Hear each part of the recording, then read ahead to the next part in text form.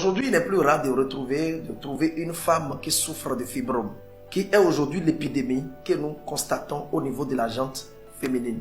Il y a plusieurs sortes de fibromes. Il y a des fibromes interstitiels, il y a des fibromes sous-muqueuses, il y a des fibromes muqueuses.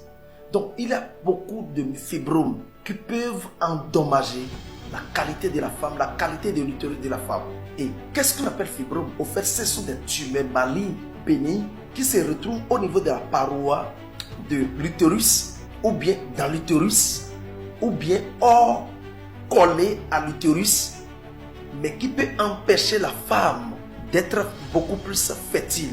Il y a des douleurs que tu vas commencer par sentir lorsque tu as un problème de fibrome. Il y a des douleurs pelviennes.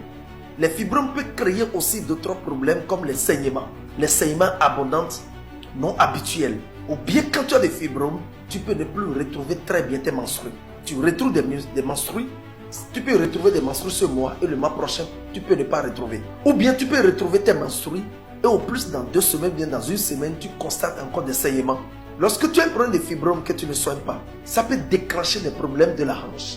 Tu peux vite connaître les problèmes articulaires, les problèmes d'arthrite et autres problèmes.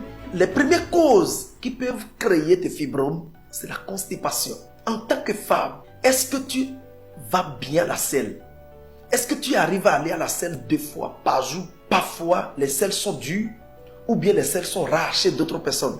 Il y a d'autres femmes qui font 2 jours, 3 jours, 4 jours, 1 semaine une semaine avant d'aller à la selle.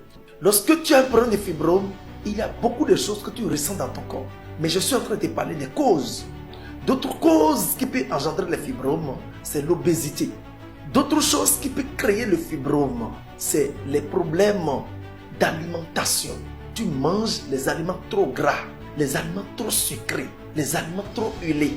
D'autres choses qui peuvent créer des fibromes, c'est la mauvaise microcirculation du sang.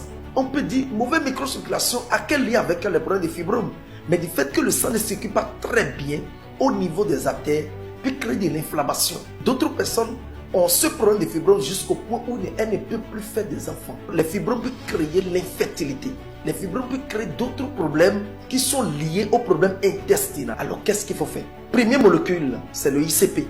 Le ICP active la bonne microcirculation du sang pour que le sang puisse aller très bien au niveau de ton utérus. Deuxième produit qui est molécule alimentaire, c'est Aiclizine.